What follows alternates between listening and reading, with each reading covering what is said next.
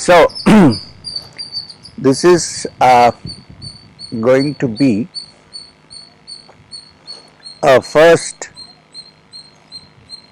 satsang on the internet, which means we have been having satsangs for so many years, but now we are trying to add technology to it and make it technically savvy so that more people can listen to it, because the complaint is that I am not able to, that they are not able to see me, they are not able to talk to me. So we decided that we will have a series of talks with question answers so that this need is fulfilled. So this is the whole reason for the sitting under the peepal tree. So we're going to call it under the peepal tree, not under the roots but below the shade of the peepal tree. You must remember that the Buddha sat under the peepal tree and became illumined, enlightened. So I think after this session many of you will get enlightened and start sanghas and all that, hopefully. So if you don't do that, at least you can sit again under a peepal tree and meditate. For me, the jackfruit tree is more important than a peepal tree because my spiritual life started when somebody touched me on my head under a jackfruit tree. Jackfruit tree is not so beautiful as a peepal tree, but it so happens that for me a jackfruit tree is a very important element in my life. So what happened and when?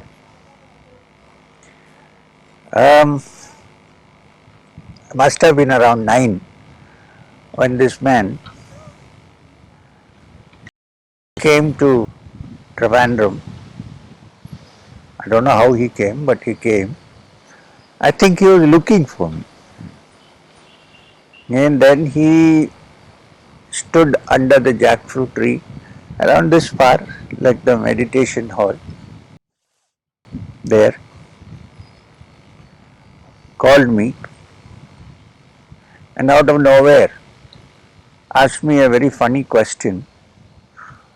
He said, "Do you remember?" Now you are all sitting here. If I simply ask you, "Do you remember?" what will you say? Remember what? So the 9-year-old boy also had complete confusion. Remember what? Remember yesterday? When? What? So naturally, being truthful and honest, now you must understand, being truthful, honest is a prerequisite for any spiritual journey. So instead of pretending, yeah, I'm thinking of the past and all, the boy said, I don't remember a thing.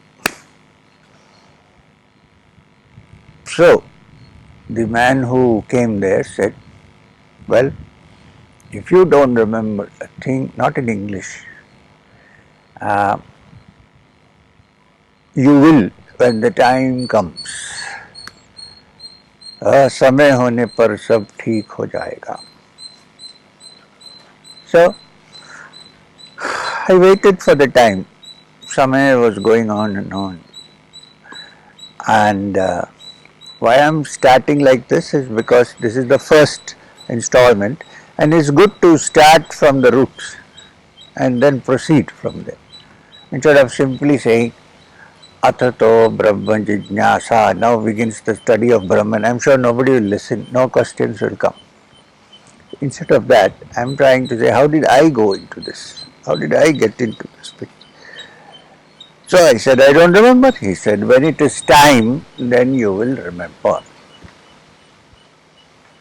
So slowly, as days went by, my interest in life began to be little different from The usual one ant came in from here and it is traveling here now. I hope they don't ask questions. Why is it traveling on the left? So, as days went by, I began to understand, read, be exposed to so many people, so many books, so much material came to me on the subjects in which I got deeply interested, which is one, what is this that this man is asking me to remember? Is there something which I really don't remember in the normal sense of the term? Is there something beyond this life? Because just 1 year ago, my grandmother had passed away, my mother's mother, and I was watching her. She, she was a very pious soul and all that, but when death came, she was very frightened and she was suffering. You could see the pain in her. And then she went off. Now, she was the one who used to provide me stories to sleep at night. So I miss those stories. Some of them are nice Sufi stories. Some of them are just stories. And I looked at her and I said, so this is the end of life now. In some cases it happened to a person. Ramana Maharshi said, I am going to die. And he saw that, yeah, the body died, but he didn't. In my case, I saw her die and I said, if this is the end of life, what is the point in going around?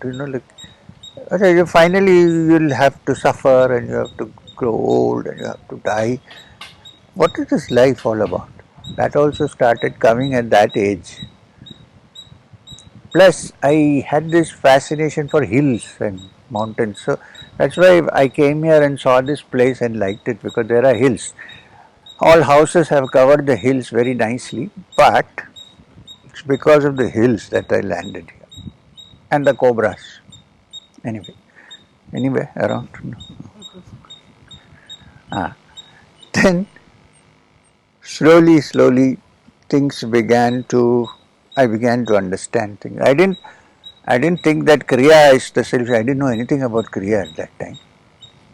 I didn't know. My interest was to find out, not what to do, but how to find out. So I was provided with, I think, some people came into my life who were on this path, advanced on this path, and they gave me instructions sometimes. Sometimes I just got some instruction from books, and so it went on. So when I had reached, I also started meditating in my own way. Nobody taught me meditation. Um, I met a couple of people around Trivandrum who were supposed to be Vedantins and yogis, but somehow I thought my meditation is this, and I started doing it. It was like you wake up at midnight and you have a beautiful feeling in the navel.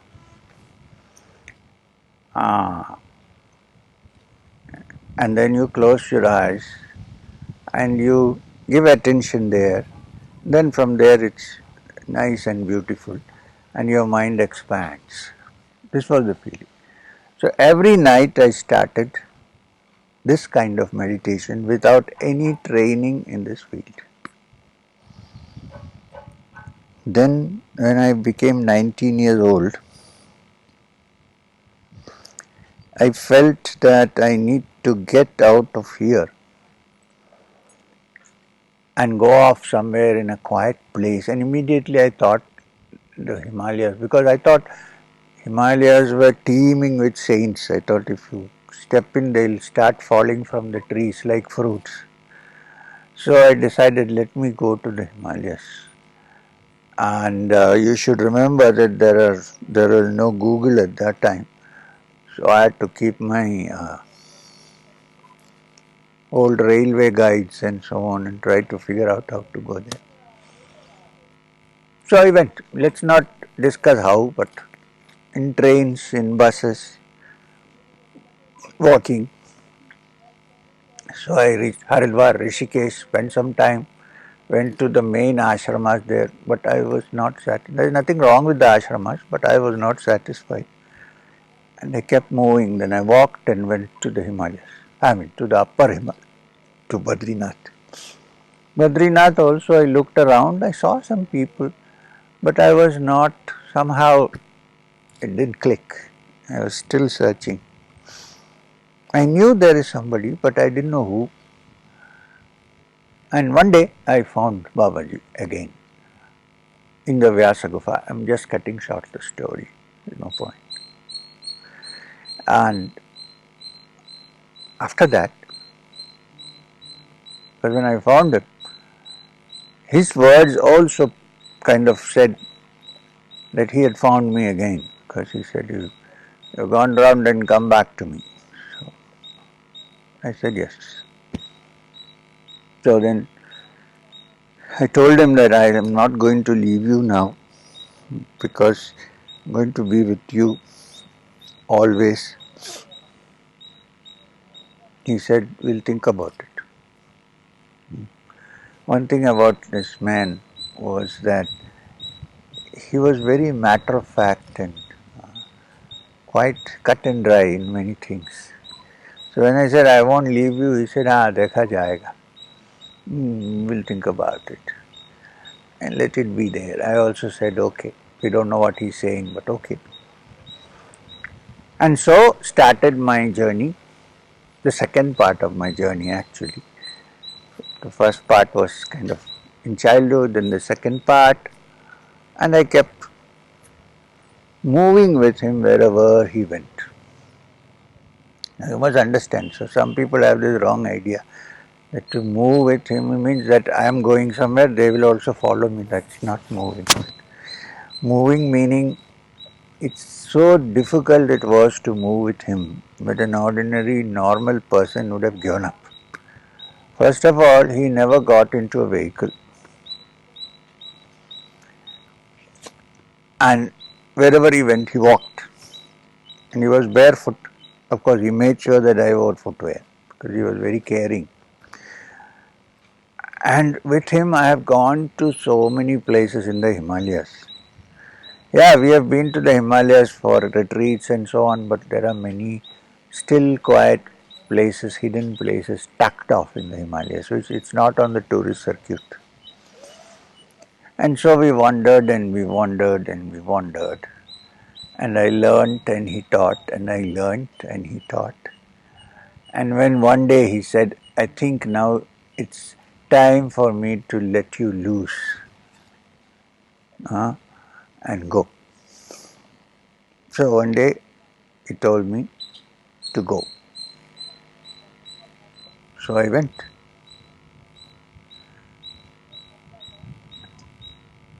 The warning was that I will not teach anything till a particular time. So I was just going around. I used to go to satsangs and talks where people sat and talked about things, and I used to hear, because I was told not to open my eyes or my mouth or say anything. So I used to just listen. Sometimes people said stupid things, but I couldn't open my mouth and say anything because I had been told, shut up. So I listened and imbibed. In fact, it was a learning experience because I learnt what not to say.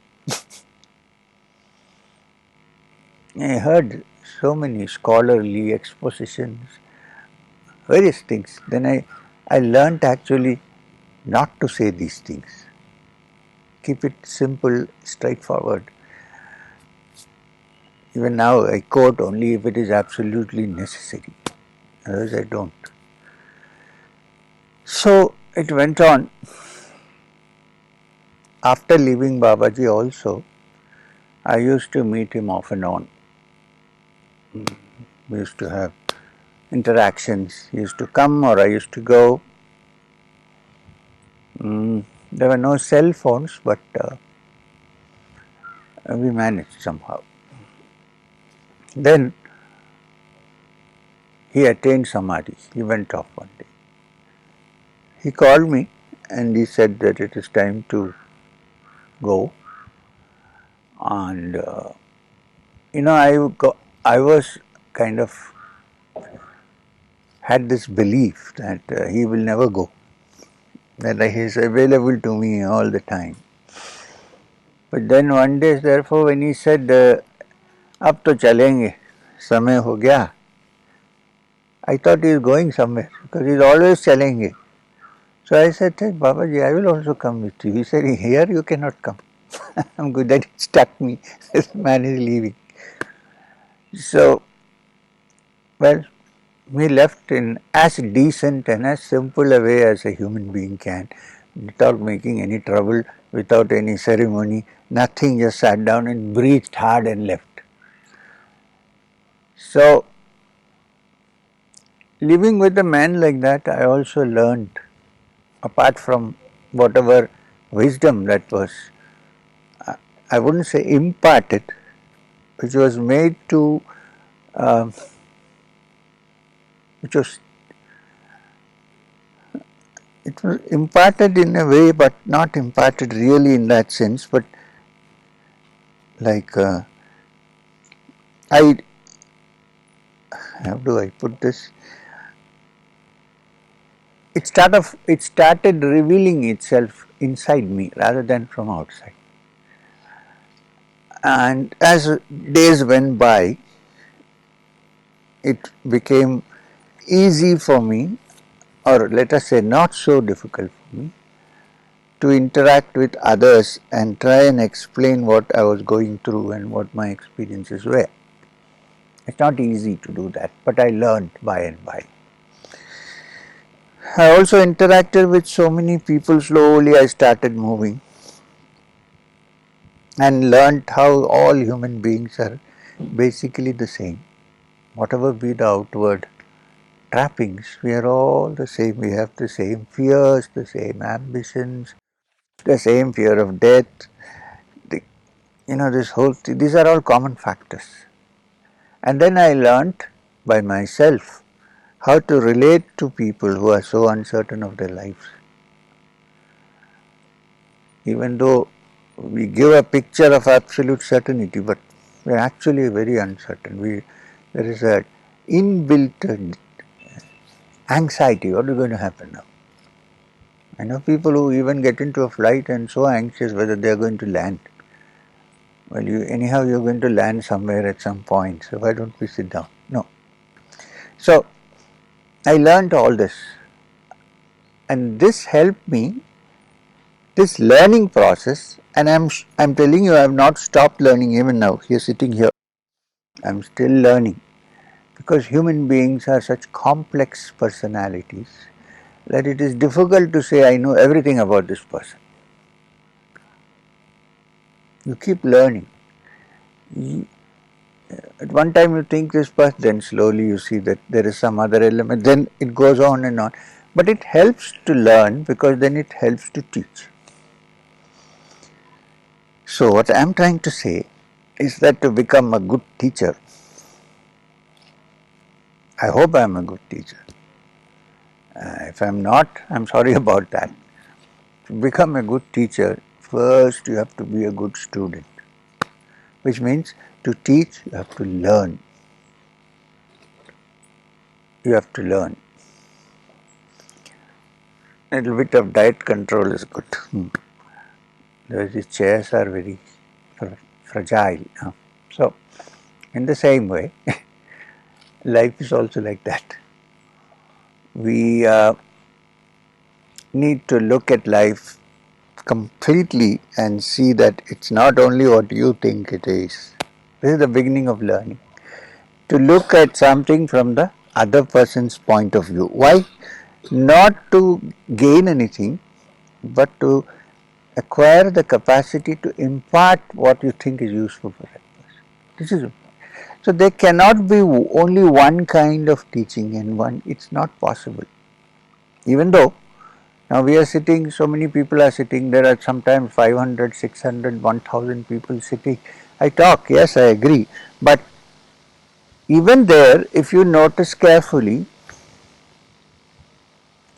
each words or each thing I say appeals and influences each person in a different way. It's not as if it's the same advice for everybody, the same teaching for everybody. So, the most important thing, therefore, what I am saying is, if you want to be like me, explore relationships properly. Don't take it for granted that you know somebody fully. Don't. So then you will be in for a shock. After 2 years, you will find that person is different. So this is relationship. It's the same with learning. The truth is so absolute, from my understanding, that it presents itself in so many dimensions, in so many ways. And if I think that this is the only way to find it, I am in trouble. Because there may be multiple approaches to something which is multidimensional.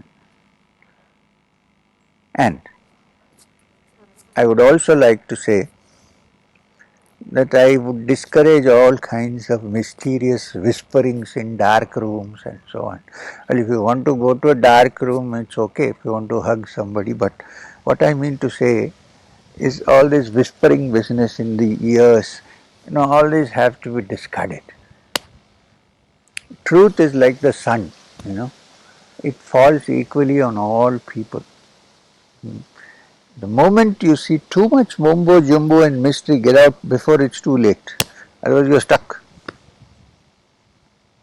So, as Babaji taught me, and as I managed to explore by understanding his method of looking into things, I learned some things, and my job given to me is to share it with you and impart the knowledge.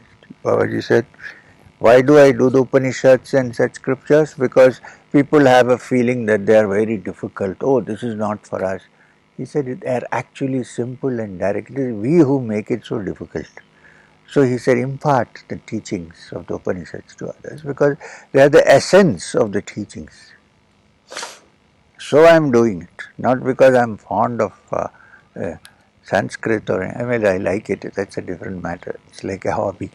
But it's because what is considered to be so complex is actually so simple. And therefore I am trying to put it across for people who have written tons of commentaries on the Upanishads, for instance, or the Yoga Sutras. There are so many commentaries. I am saying, can we simplify it so that you and I can approach it in a direct manner? This is my job.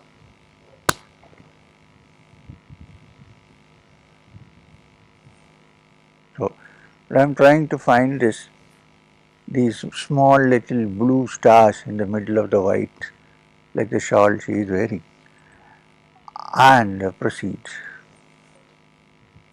See? These little blue stars in the white shawl or whatever, I don't know it is. So, today's satsang is over. I mean, as far as what I am trying to say. And this will go on, for people will listen every month once, and I think it will go to all corners. I don't know how many people are listening now, but I don't want to know. But I am happy if even one person is listening and something works out, that they give sufficient thought to what I am trying to say. To sum up, truth is infinite. There must be infinite ways of approaching.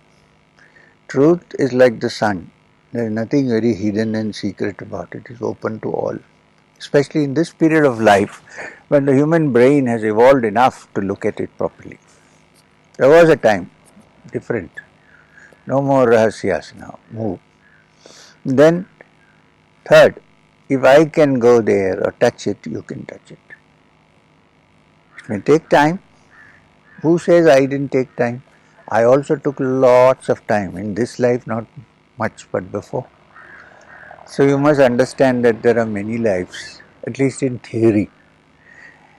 And therefore, one day you will hit upon it. Once you touch it, I will be very happy if you say, okay, and get out. Deal with less number of people.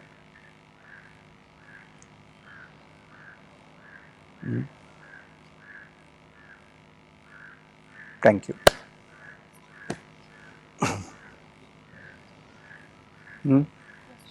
Yeah. You will say or you will bring it here.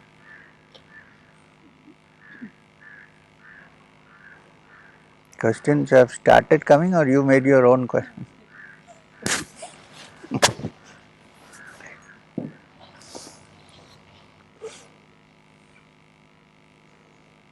So am I still recording? Are you still recording? Oh, so I must keep quiet.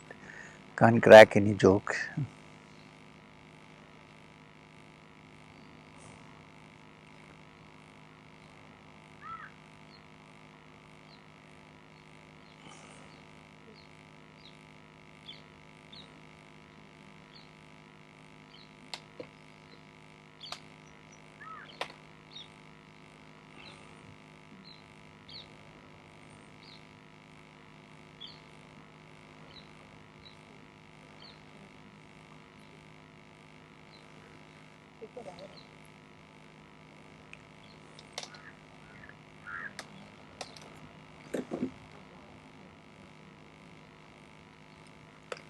Take the wire out.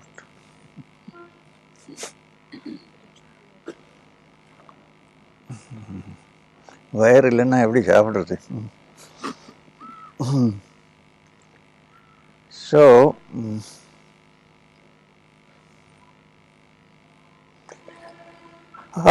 there is one question from Devyani Deshpande. Okay, I am going to reveal your names. Watch out next time when you ask questions, okay?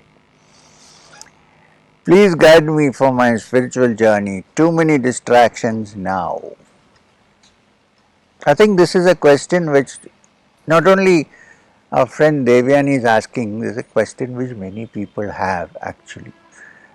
That there are too many distractions. So how do I get rid of your distractions or do you find a way to get rid of your distractions? This is the question.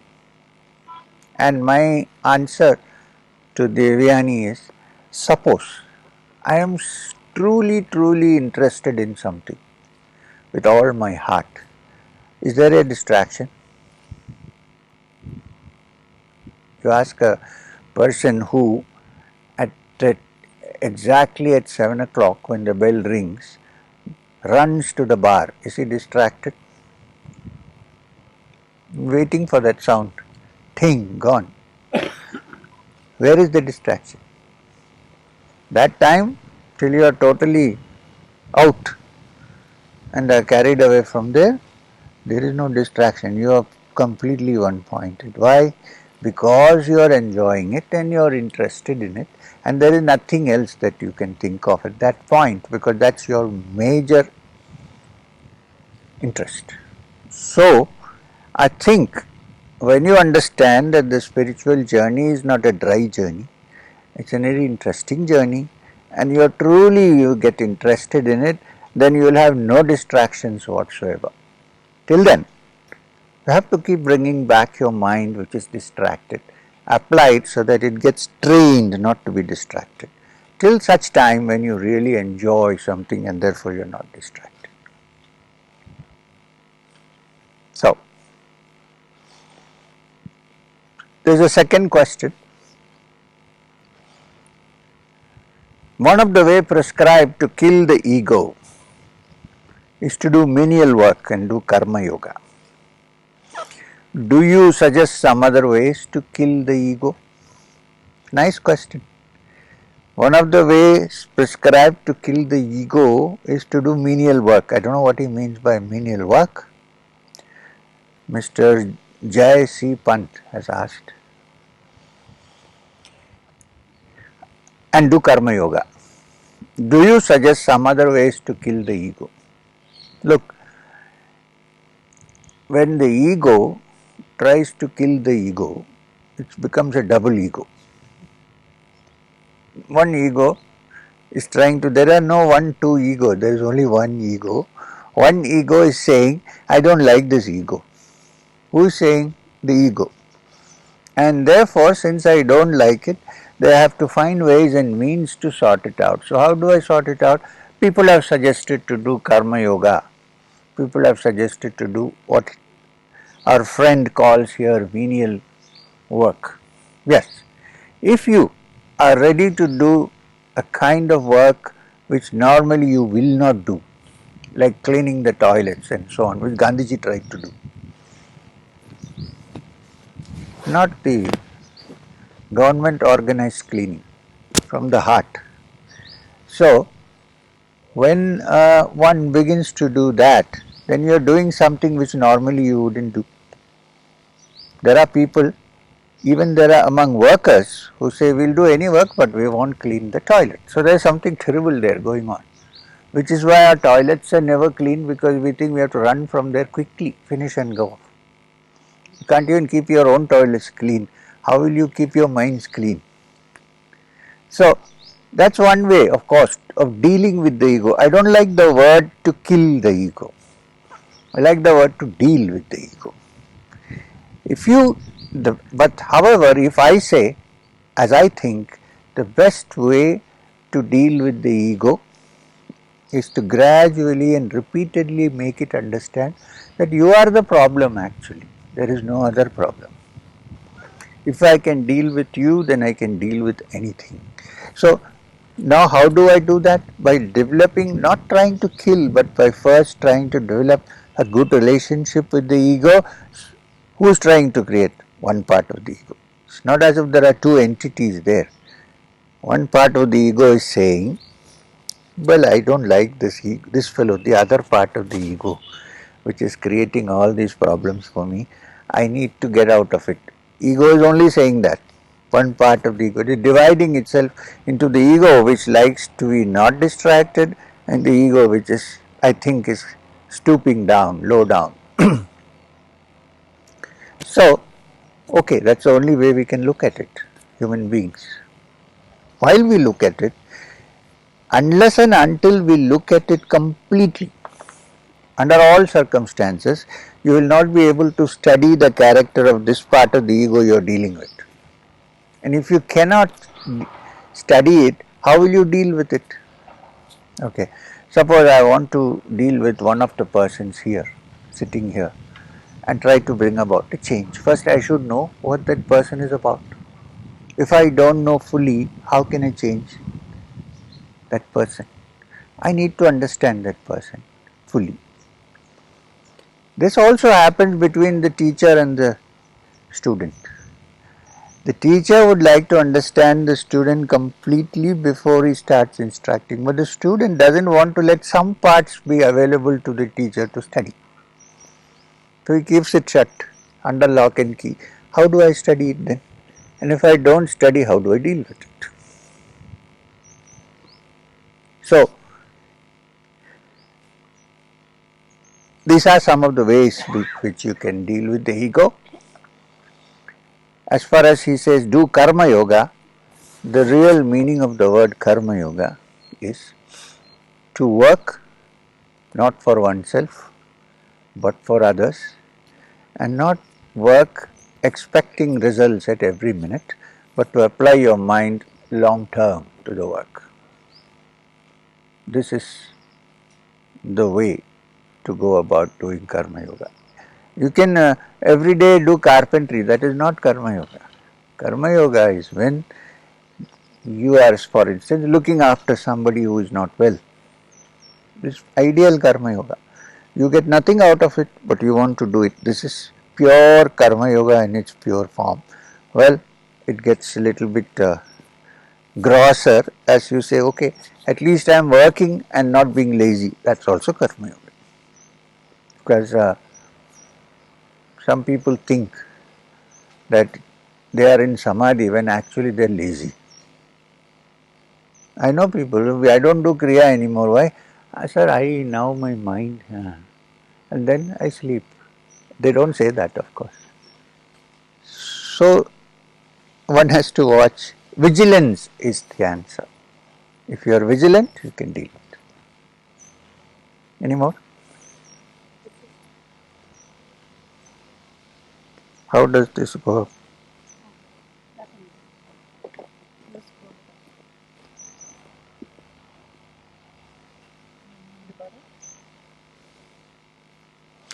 You have mentioned that developing one-pointed attention is a starting point going to higher states of meditation. Um, is the approximate time that one is able to keep one's attention on the Bhrumadhya. For your information, Bhrumadhya is between the eyebrows. Without getting interrupted by thoughts, a measure of progress in meditation. Mr. Vishnu Nidhin is asking this question. You have mentioned that developing one-pointed attention is the starting point for going to higher levels of meditation. I agree. Yes, of course. Is the approximate time one is able to keep one's attention on Bhrumadhya without getting interrupted by thoughts a measure of progress in meditation? Yes and no. Yes, because yes, if it is fixed on one particular location or part of the mind or chakra for a certain length of time without being distracted, that's a starting point, yes. But it's not only the Bhrumadhya, there are other centers also in which one can keep one's attention one pointed. If you can do that for a length of time without disturbance, then you're on the move. You're okay.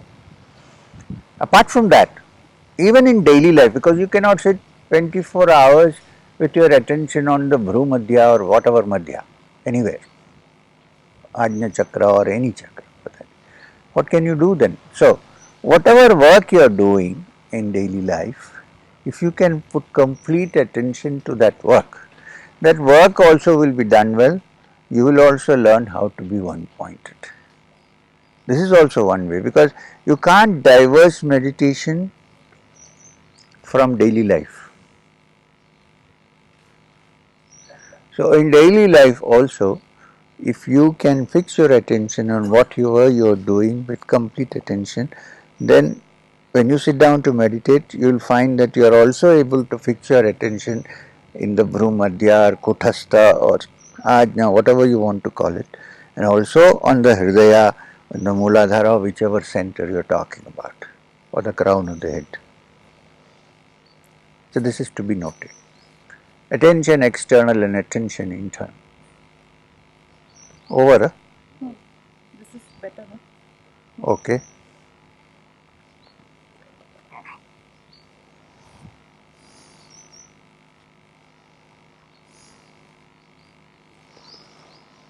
My name is Bharat. This has become very hot. I think the iPad is doing tummo. It's so hot. Anyway, it's okay. I'm fine. I can manage some heat. Sitoshna Sukha Dukhesh. My name is Bharat, and my question is how to cope up and move on with spiritual life when you are following a path or sadhana like Kriya Yoga and have to stop due to physical conditions. There is no way. You're right, you need to see how your body is and whether it's you're having pain because you're not well, you have some disease, then you have to cope with it and your meditation periods will become less, which is a practical problem which can only be solved by finding ways and means of handling it in your own way, because I cannot explain exactly what you are having and what is your problem. Suppose for an example, you are uh, laid up in bed and you cannot even sit up You cannot even meditate sitting down. You are down flat on the bed. So how do I? So given the conditions, try to improve the conditions, but given the conditions, lie down and meditate. There is no other way possible. Lie down and meditate. There is. So what I am trying to say is whatever happens, even if you are sick and if you are lying down, try not to miss that period of meditation. Well, if you are following Kriya, naturally you can't be lying in the bed and doing Mahamudra. But there are other parts like you can do. You can still do a little bit of breathing and Kriya if you are not on a ventilator. And even then you can do Chakradharana lying down. There is no bar to doing Guru Mantra. You can chant the Guru Mantra unless your consciousness is slipping. That's okay. It's nice to allow the consciousness to slip while doing the Guru Mantra. It will take you to beautiful places. So my suggestion is, even if you're not well, whatever way is possible, don't worry that, oh, I can't do the entire Kriya. Don't worry about it. You're not capable of doing it physically, do whatever you can and carry on with it.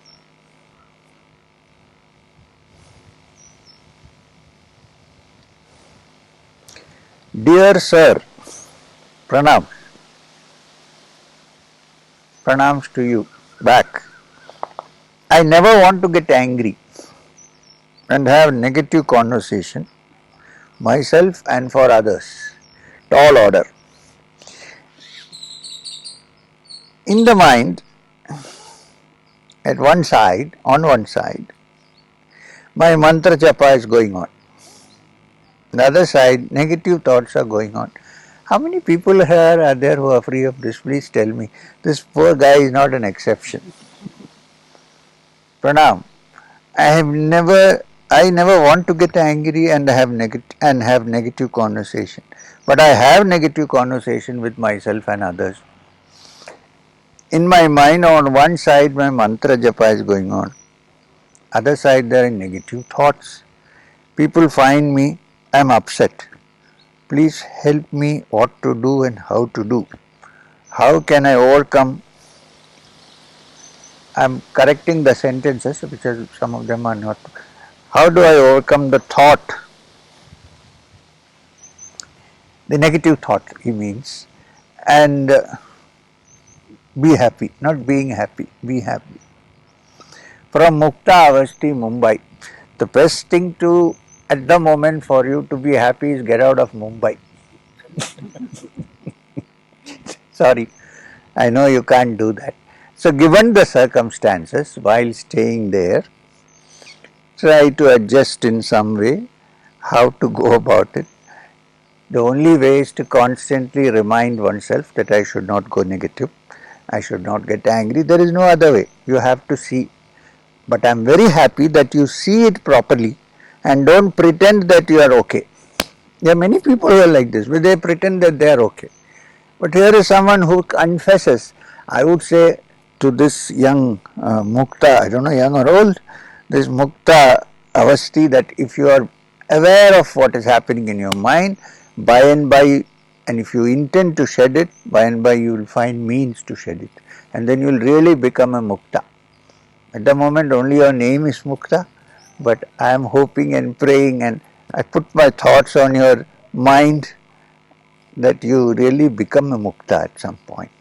So this awareness is very important. Never forget this awareness. It is good to be aware.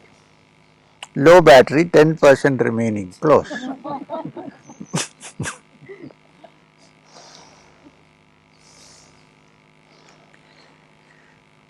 You sent a question? No. One Naveen is here. Whenever I focus on my work, I become very serious about it. And when some undesirable outcome happens, then I lose my calmness and I become stressed. Question is how to be focused and avoid becoming stressful. First you realize the moment you become stressful, you are not able to do your work. First realization. Therefore you should say, now I am going to work but I don't want to get stressed because this is an antithesis to what I am doing. So let me try deliberately not to get stressed, instead of let me work. This is the first step. I know it's not easy. Most people are stressed when they work. If you can work without stress, you can also first understand that if you work without stress, you'll be able to do better. Not only you'll be able to do better, your mind expands and you begin to understand and touch things which you normally cannot. So try to keep your mind not stressed. Giving attention to something is not stressing. In yoga, attention, concentration is not like stressed kind of thing that you pull everything together and try to stick.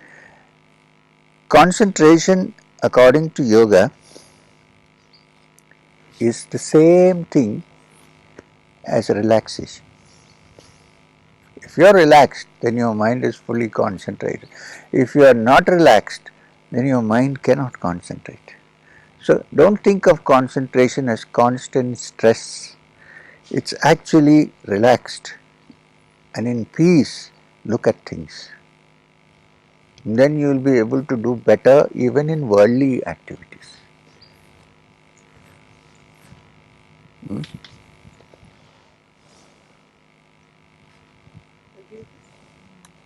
lot of questions are coming. But we don't have time. 5 more minutes, we stop. Okay.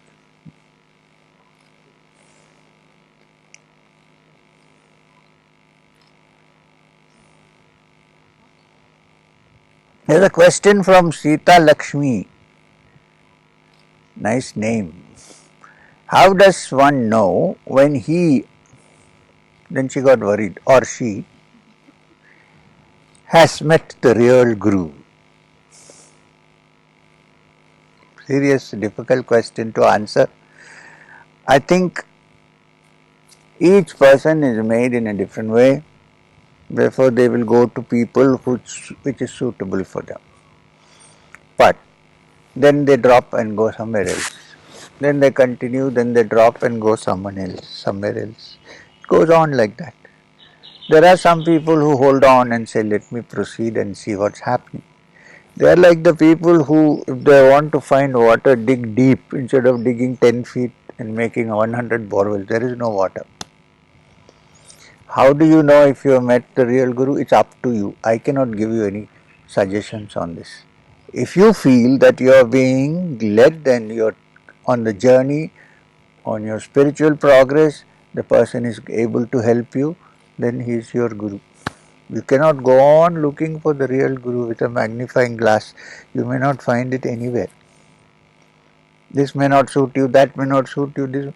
So, if you find that someone is not trying to take over your mind, instead is allowing you the freedom to figure out how to handle your mind, then perhaps that is your teacher.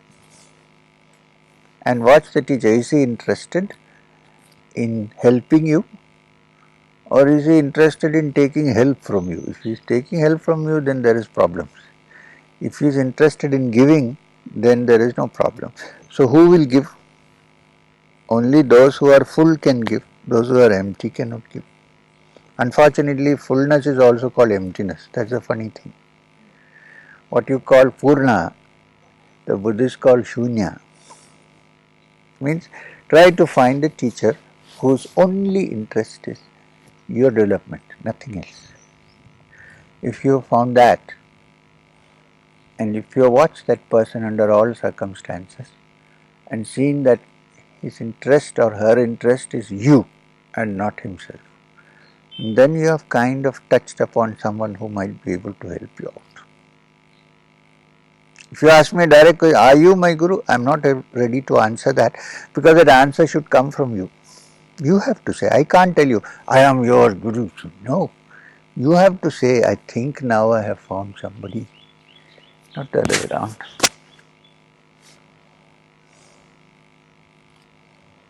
We have 5 more minutes.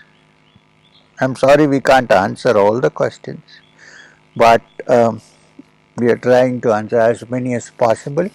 So next month we'll have another, what do you call this? Huh?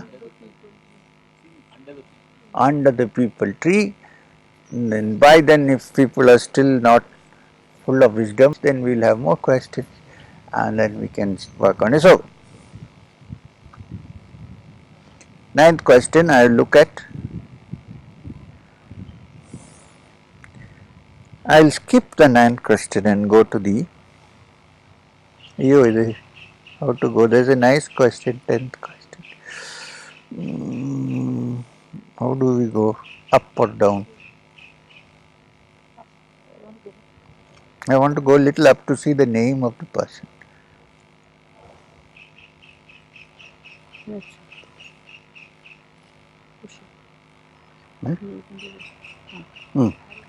Okay. There is Mr. Madhusudanan. Ah, what a name. There is Mr. Madhusudanan who says, first pranams, how do I know if I am progressing spiritually? How far I have arrived on this journey? And then, thank you. As if I have answered the question. Okay, how do I know that I am progressing spiritually? I, not me, he. You will know that you are progressing spiritually if you see some of these following features in your life. One is that just as you are fond of idli and sambar, you should be so fond of meditation. Idli and sambar. I am talking like that Brahma Rishi, whatever.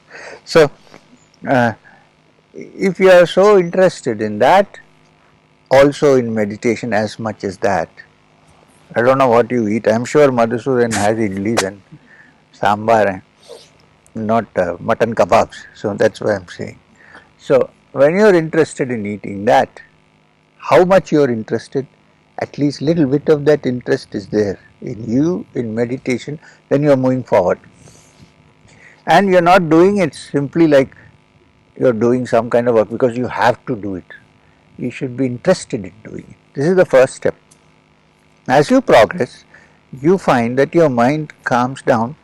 Under all circumstances, it manages to remain tranquil. Second sign. Third sign is when you go that much deep into meditation, if you begin to detect some kind of extraordinary capacities coming into you, if you say this is not what I want, out, then you are progressing. Third step. And the fourth step is that you have only one aim in life, which is to reach the goal. All other things become subsidiary, and that becomes my main interest in life, that I should find the truth that I am seeking. If this much has begun to come, at least to some extent, then you are progressing spiritually. It doesn't mean that you are progressing spiritually simply because you can see some visions. Nobody can see as many visions as an LSD addict. They are not progressing spiritually. So that's not a sign. While it is true that when your mind goes deep within to the inner layers, it might come across some visions, that's okay. But one is not doing for that, and one is not enjoying that, one is moving forward. If some of these steps you find in yourself, then you are moving forward. And you have not arrived at the end of the journey, but you are still moving towards it. This is what I have to say to Mr. Madhusudanan. Thank you very much. I think we need to close this now. We will meet again one day next month, I don't know which day, and then carry on. And I am going to the US on September 12th and will be back only October end, but that doesn't matter because we will have one session there also. Well, so wherever I go, I will have one session. We will inform people about the time so that you can sit, listen and give us questions to check on. And please give me the freedom to say I will not answer this question. Thank you. Om Shanti Shanti Shanti.